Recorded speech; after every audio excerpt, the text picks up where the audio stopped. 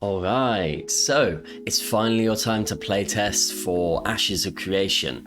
But maybe this is your first time playtesting an alpha or beta in these early stages, and you're not quite sure what you need to do, what you can prepare for. So in this video, I'm going to give you a short checklist of things to do before the testing starts, and also my top 5 tips for new Ashes of Creation testers. For the checklist, the first thing you want to do is to make sure that all your drivers are up to date, that you have all the Windows updates necessary, and that's all ready to go before the testing starts. The second thing you want to do is to clear out any old Intrepid files. This is particularly important if you still have previous game clients from previous tests or from APOT. Now you might think to yourself, I uninstalled the program, so that should be fine, right? Not really. Unfortunately, when you install a program, Windows likes to spread the files out to a lot of different locations. And when you uninstall the program, it doesn't get rid of all the files, and there's still lots of stuff left over, and this can cause problems and conflicts with the new launches that come in. So what you want to do is go to your file explorer, type in Intrepid in the search box, and then delete everything that you see come up, and that will just give you a nice clean slate to work with. There'll be no conflicts to worry about. The final thing is you want to double check your email address that is correctly linked to your Intrepid account. And as a little bonus, we have had some issues with emails going to the spam or promotion folders, so you want to make sure that Intrepid is on the trusted emailing list for your email account.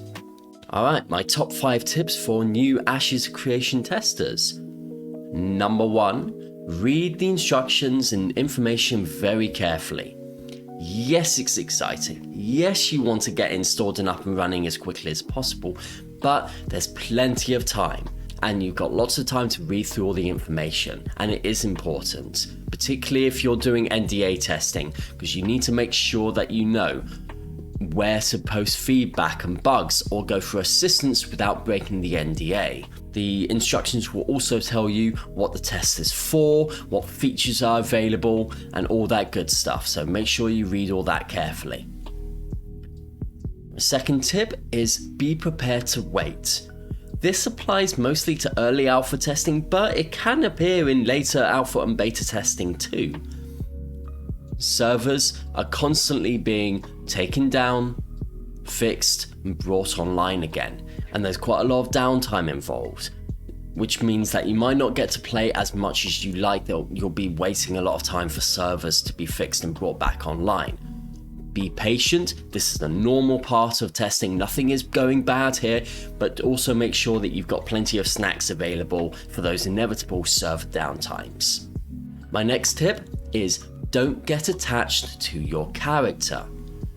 Early testing phases are really buggy, and sometimes those bugs are so bad that they physically break your character, or you get stuck somewhere and can't get out, forcing you to remake the character entirely. On top of that, the developers may need to wipe the server for some reason to fix something, which means your character will be deleted.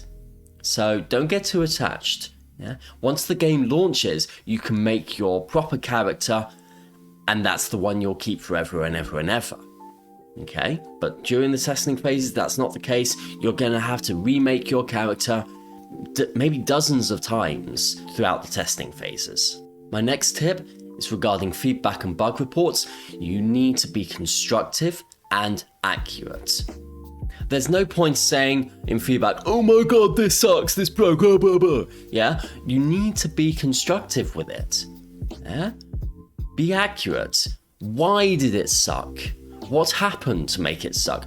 And what would you do to fix the problem? Okay? Be specific on that. Similarly, when you come to bug reports, don't just say, oh, I saw a floating NPC. That doesn't help anybody. You need to be specific with it. Where was the floating NPC? Did it change locations at all? Could you interact with the NPC? Did it change behavior? And if possible, what caused it? Yeah? A lot of part of testing is repetition. So you want to, if you encounter a bug, you want to repeat the process over and over to nail down what exactly caused it. This is invaluable to the developers because it means that they don't have to spend all that time testing through to make sure what caused the bug in the first place. The more accurate you can be with both your feedback and the bug reports, the better.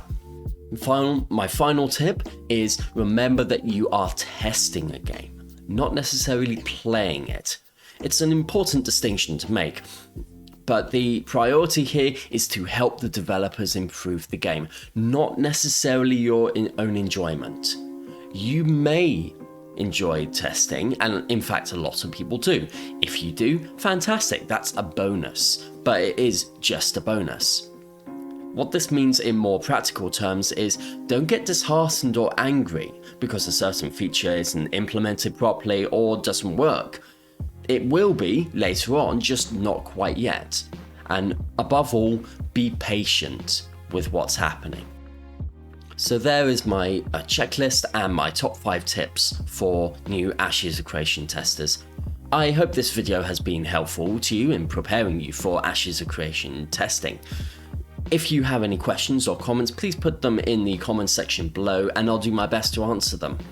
For now though, thank you very much for watching, have a fantastic day and I will see you next time.